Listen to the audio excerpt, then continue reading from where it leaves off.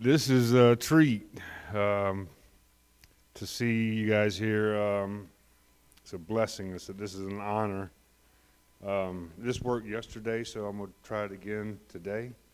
Whatever you do, don't squeeze the Charmin.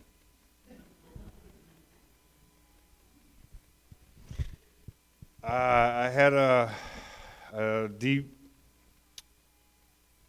Matthew chapter 24, verse 35. Heaven and earth will pass away, but my word will remain forever. Let's go to the Lord in prayer. Dear Lord, this is such a great honor. We are so thankful to be here tonight. Lord, we know it's by divine intervention that you have stepped into each one of our lives and touched us in ways that only you can touch us, Lord.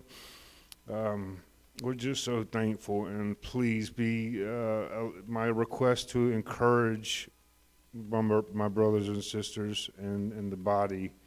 And Lord, we just thank you so much in Jesus' name. I felt a strong urge on, let me put it in parable form. Okay, one day Brother Tripp comes to me and says, okay, let me back up. We're mountain dwellers. We live in the mountains. And Brother Tripp comes to me one day and he says, Wesley, you know what? There's gold up there in them hills. And I might be taken aback. Okay, yeah, whatever. There's gold up there in them hills. Well, a week or so goes by and Brother Steve comes up and he says, Wesley, there's gold up there in them hills. Huh?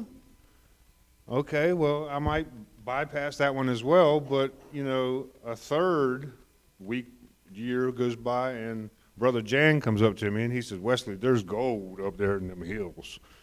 Well, okay, there's got to be something more to this.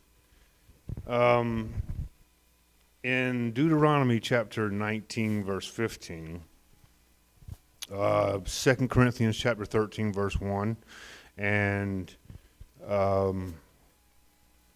John chapter 8, verse 17 states all the same thing. I'm a chain reference type of guy. If it says it here, it says it here, it says it here, there's something more to it.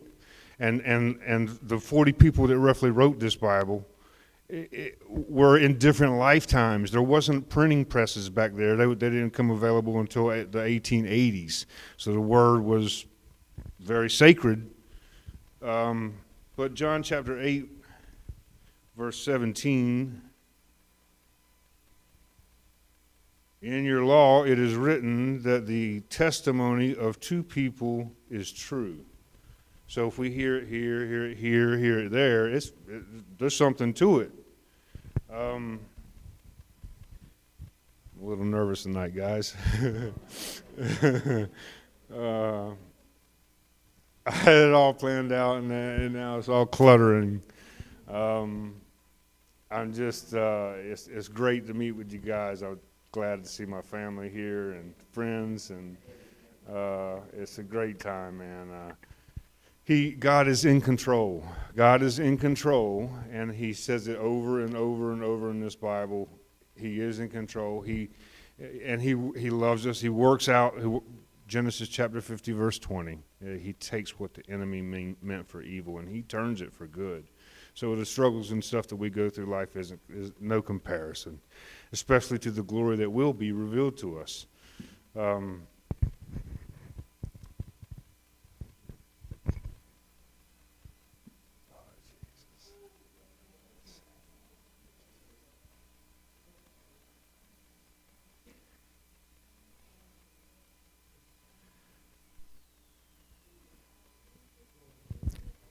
I like to read it this way. I'm not changing the words. I don't believe I am. But our greatest commandment is to love. And it's over and over and over. And I think personally the 1 Corinthians chapter 13 is the best definition of love. And probably the most well-known Bible verse there is John 3:16. For God so loved the world that he gave his only begotten Son, and that whosoever believeth in him should not perish but have everlasting life. Well, in John chapter 15, verse 13, there's no greater love than for one to lay down his life for another. So Jesus is love. And where it says love here, I'm just going to take the word love out and put Jesus' name in there. I like to read it like this. 1 Corinthians chapter 13, starting with verse 4, Jesus is patient and kind. Jesus does not envy or boast, is not arrogant or rude. Jesus does not insist on his own way. He is not irritable or resentful. Jesus does not rejoice at wrongdoing, but rejoices with the truth. Jesus bears all things, believes all things, and hopes all things, and endures all things. And then verse 13, there are three that abide: faith, hope, and Jesus is the greatest.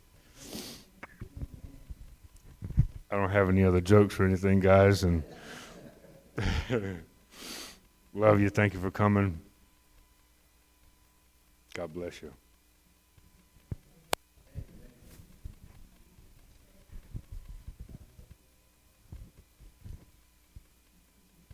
Anybody need prayer?